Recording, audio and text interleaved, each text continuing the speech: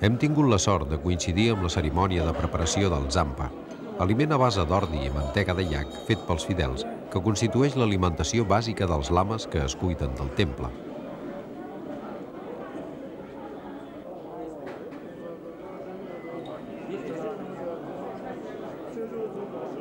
Ens arriba l'inconfusible so de les llargues lletanies que reciten alhora monjos de totes les edats.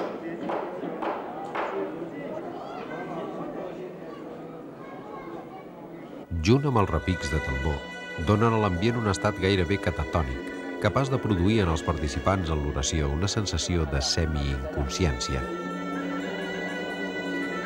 Durant llargues hores, els monjos romandran en posició de lotus, llegint o recitant lletanies enlluant-se a Buda, pare totpoderós i motor de tots els actes que presideixen la vida dels tibetans.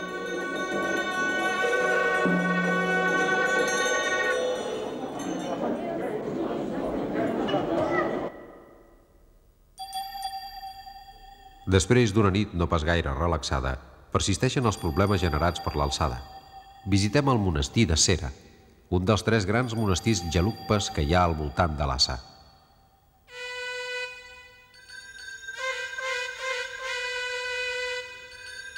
Els gelugpes són monjos que pertanyen a una de les diferents sectes que componen el budisme tibetà.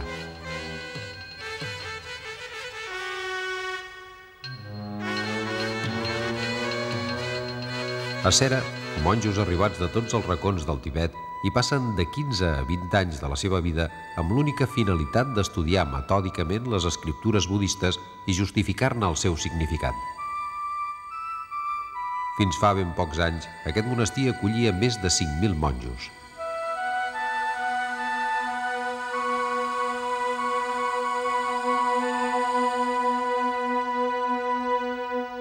Sera està dividit en diversos col·legis, els quals ocupen els principals edificis del monestir. A cada col·legi hi ha un khenpo o abat, responsable de l'administració, i un jekor, encarregat de la conducta dels monjos. Aquests estan repartits en petites habitacions, segons la regió d'on provenen.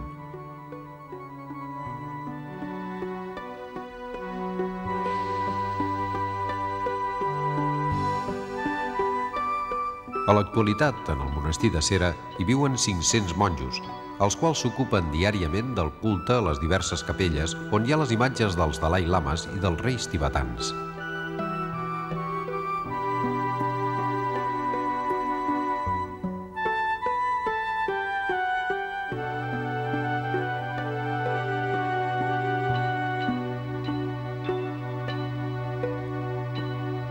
Al capvespre, els monjos, dirigits pels lames, es reuneixen a l'ombra en els jardins dels col·legis amb la finalitat de discutir filosòficament els diferents capítols dels escrits budistes. Aquestes batalles dialèctiques sorprenen el viatger pels seus formulismes i per un ritual que s'ha conservat intacte al llarg dels segles i que es repeteix cada tarda en finalitzar les oracions a les capelles dels col·legis.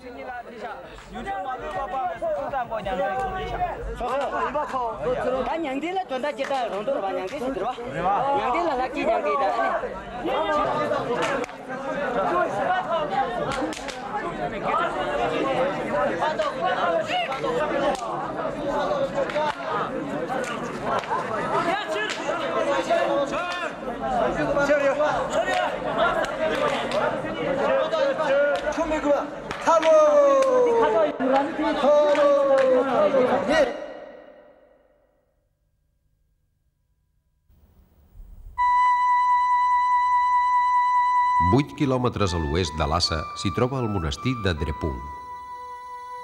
Drepung significa pujol d'arròs, i aquest nom reflecteix molt bé la primera impressió visual que ens ofereix el monestir des de lluny.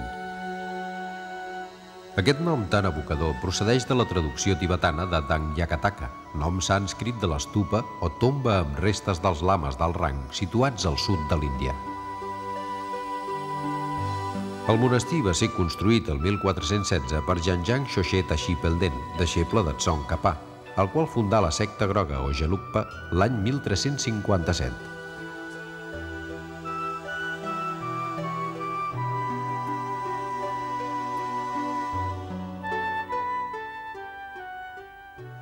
Drepung arribà a tenir 8.000 monjos i arribà a ser el monestir Gelugpa més gran del món. Ràpidament va ser considerat com un centre essencial del poder religiós Gelugpa. Prova d'això és que 3 Dalai Lames van viure i són enterrats en els seus murs. Va ser aquí des d'on governava el 5è Dalai Lama, Lobsang Gyatso, fins que es va construir el Palau del Potala. D'entre tots els monestirs de la secta groga, va ser Drepung on més es va sentir la invasió de la República Popular Xinesa. Molts dels seus edificis van ser destruïts, però el col·legi principal, així com el hall d'entrada, han quedat intactes.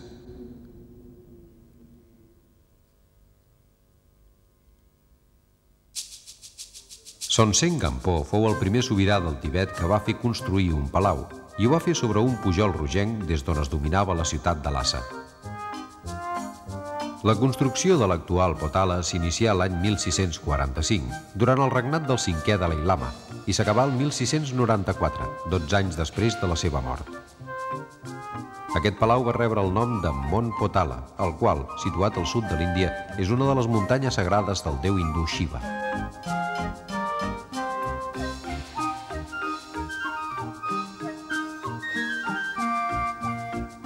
El Palau del Potala va ser residència de diversos Dalai Lames, des del 5è fins a l'actual, i d'ençà de la segona meitat del segle VIII serví de palau d'hivern a tota la cort que acompanyava el Dalai Lama en el seu traslladament al Palau d'estiu, situat als jardins de Norbolinka,